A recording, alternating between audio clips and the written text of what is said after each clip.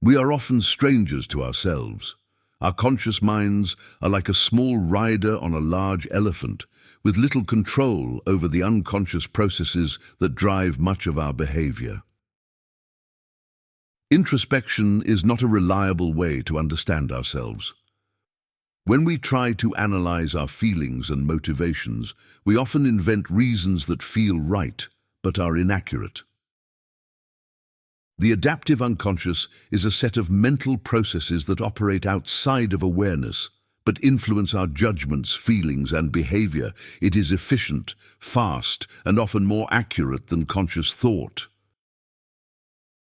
We are better at predicting how others will behave than how we will behave ourselves.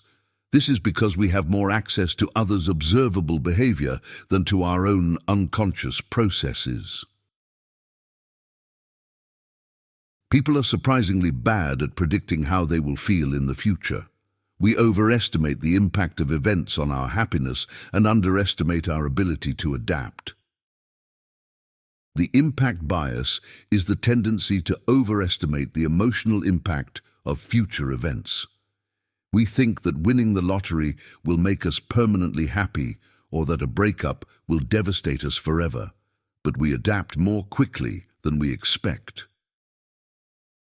Happiness is not determined by external events, but by how we interpret and adapt to those events. Our psychological immune system helps us recover from setbacks more quickly than we anticipate. We are better at predicting the valence of our emotions, whether they will be positive or negative, than their intensity or duration. This is why we often overreact to future events. The adaptive unconscious is like a mental autopilot. It handles routine tasks and decisions, freeing up our conscious mind for more complex problems. Our unconscious mind is not a dark Freudian cellar of repressed desires. It is a sophisticated system that helps us navigate the world efficiently and effectively. The adaptive unconscious is responsible for many of our snap judgments and gut feelings. These intuitions are often accurate, but they can also lead us astray if we rely on them too heavily. We are not always aware of why we do what we do. Our conscious explanations are often post hoc rationalizations rather than true insights into our motivations.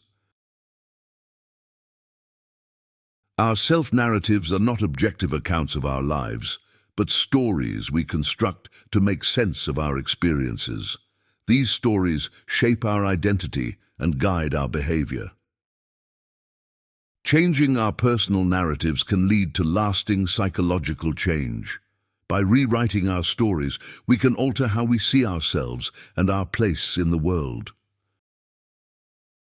Self-knowledge is not about uncovering hidden truths, but about constructing a coherent and adaptive story about who we are. This story can evolve over time. We are not born with a fixed identity. Our sense of self is shaped by our experiences, our relationships, and the stories we tell ourselves about our lives. Our decisions are often influenced by unconscious factors that we are not aware of. This is why we sometimes make choices that seem irrational or inconsistent. The best way to change behavior is not through willpower, but by altering the environment and the cues that trigger automatic responses. Small changes in our environment can lead to big changes in our behavior. This is why interventions that focus on context are often more effective than those that focus on motivation. We often underestimate the power of situational factors in shaping our behavior. We attribute too much to personality and not enough to context. Happiness is not a fixed trait, but a skill that can be cultivated. By changing our habits and our environment, we can increase our overall well-being. The pursuit of happiness is not about achieving specific goals, but about creating a life that is rich in meaning and connection.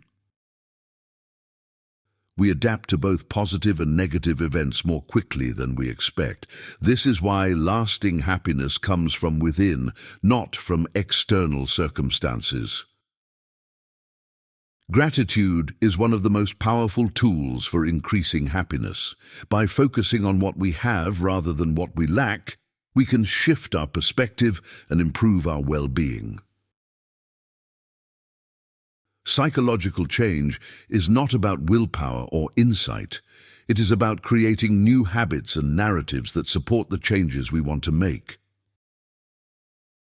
The most effective interventions are those that help people reinterpret their experiences in a more positive light. This is the essence of cognitive reframing. We are more likely to change when we see ourselves as the authors of our own stories. By taking ownership of our narratives, we can shape our future. The key to lasting change is not to fight against our automatic processes, but to work with them.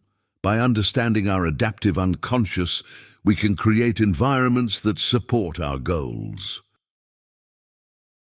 I'm grateful for the moments shared in discourse. May our paths cross again in the fullness of time.